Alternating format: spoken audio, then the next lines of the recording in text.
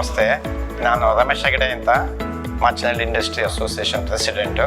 SS ಏಜೆನ್ಸಿಯಿಂದ ಈ ಒಂದು ಕಾರ್ಯಕ್ರಮ ಮಾಡ್ತಾ ಇದ್ದೀರಾ. ಸೋಲಾರ್ ರೂಫ್ ಟಾಪ್ ಬಗ್ಗೆ ಎಲ್ಲ ಕಡೆ ನಾವು ಇಂಡಸ್ಟ್ರೀಸಿಗೆ ನಾವು ತಗೊಂಡ್ರು. ಈಗ ಇದೊಂದು ಭಾರಿ ಅವಶ್ಯಕತೆವಾದ ಪ್ರೋಗ್ರಾಮ್ ಇದು.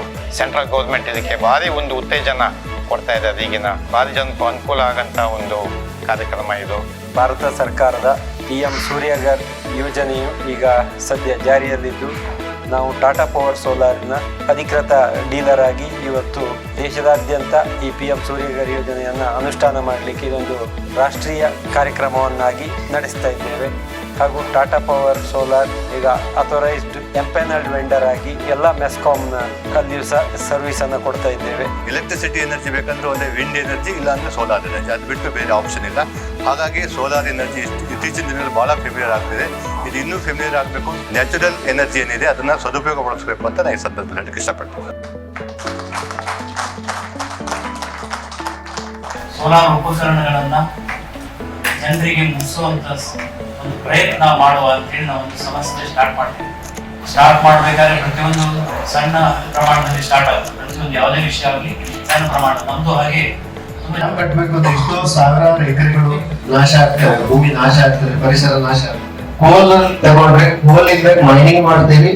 ಫಂಡ್ ಅಂತ ಹೇಳಿದ್ರೆ ನಾವು ಏನು 1,000 2,000 ಇಲ್ಲ 1 ಟೈಮ್ 2 ಟೈಮ್ ಏನ್ ಮಾಡ್ತಾ ಇದ್ವಿ. ಡಿಮಾಂಡ್ ಈಸ್ ವೆರಿ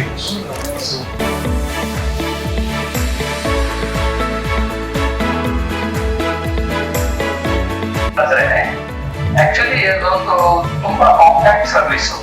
ಪ್ರಾಡಕ್ಟ್ ಚೆನ್ನಾಗಿರ್ತದೆ, ಸರ್ವಿಸ್ ಚೆನ್ನಾಗಿ ಕೊಡ್ತಾರೆ ಅವರು.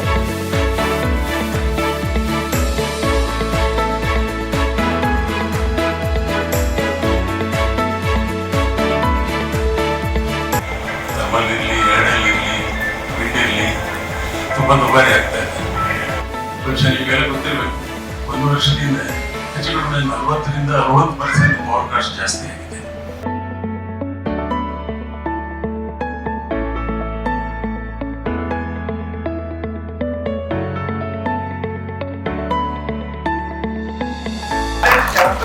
ಎಕೋ ಫ್ರೆಂಡ್ಲಿನ ಇಂಟ್ರೊಡ್ಯೂಸ್ ಮಾಡಿ ಇಡೀ ಸ್ಟೂಡೆಂಟ್ಸ್ ಗಳನ್ನ ಪರಿಸರದ ಬಗ್ಗೆ ಎಷ್ಟು ಬೇಕು ಅಷ್ಟು ಕೊಟ್ಟು ಮೊದಲೇ ಸುಮಾರು 7 ವರ್ಷದ ಹಿಂದೆ 7 ಲಕ್ಷ ರೂಪಾಯಿ ಖರ್ಚು ಮಾಡಿ ತಮ್ಮ ರೂಫ್ಟಾಪ್ ಸೋಲಾರ್ ಅನ್ನ ಅಳವಡಿಸಿಕೊಂಡು ಮಾದರಿಯಾದ ಡಾಕ್ಟರ್ ಯೋಗೇಂದ್ರ ಅವರು ಮತ್ತೊಂದು ಪ್ರೀತಿಯ ಚಪ್ಪಾಳೆ.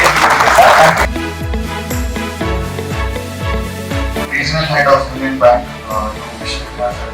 Thank you so much for attending.